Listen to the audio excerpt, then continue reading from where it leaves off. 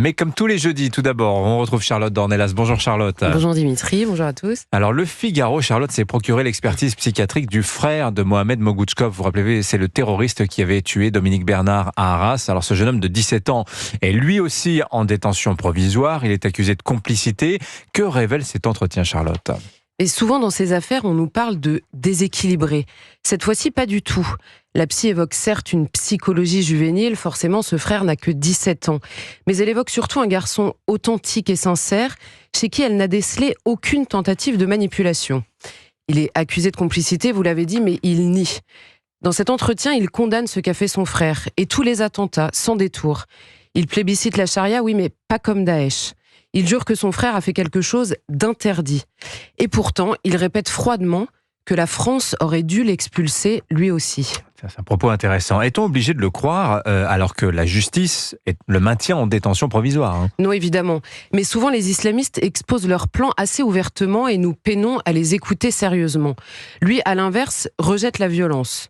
Il parle d'un interdit. Et pourtant, lui parle aussi de la France comme d'un pays étranger. Et de là, il déduit que l'attentat aurait pu être évité.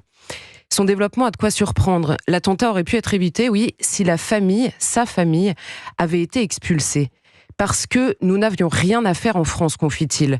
Non parce qu'il est terroriste ou qu'il a envie de tuer des gens, il réfute encore. Simplement parce qu'il n'est pas en accord avec les valeurs du pays, je le cite. La laïcité, évidemment, mais également la relation avec les femmes, le vivre ensemble même. Il pense que si les musulmans peuvent côtoyer des non-musulmans, il reste quand même préférable de se distinguer.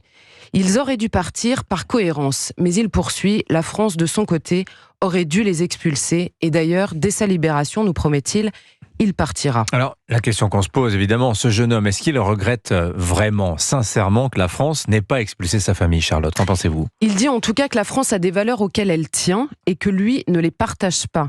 Il refuse de les vivre pour en préférer d'autres. Il ne les hiérarchise même pas dans cet entretien, il les distingue. Son frère tue, lui constate. Ici, dans cet entretien, sans animosité. Je préfère être expulsé dans mon pays, on se sent mieux entre nous, donc là-bas, dit-il. Et il nous dit ça alors qu'il est né en Pologne et qu'il a grandi en France depuis 2008. Il n'a que 17 ans. Imaginez l'environnement. La France, d'ailleurs, a expulsé son père en 2018. Son père, mais personne d'autre. Il y avait des associations et des enfants dans la famille, donc une protection de la loi. Pas expulsable, mais sans papier. Situation pas très cohérente, juge encore le garçon, surtout quand les frères se radicalisent en l'absence du père. Résultat, dans cette famille, 3 enfants sur 5 sont aujourd'hui en prison. Et les femmes, d'ailleurs, disaient en avoir souffert en France. Son résumé est simple finalement, il reconnaît la nécessité de respecter la culture du pays d'accueil, la France en l'occurrence, mais certains de ces aspects sont incompatibles avec sa manière de concevoir sa religion.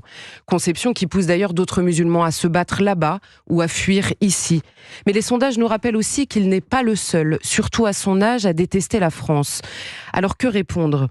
Parce qu'a priori, il va être difficile de le traiter d'islamophobe pour évacuer le débat. Signature Europe 1, Charlotte Dornelas. Merci beaucoup, Charlotte.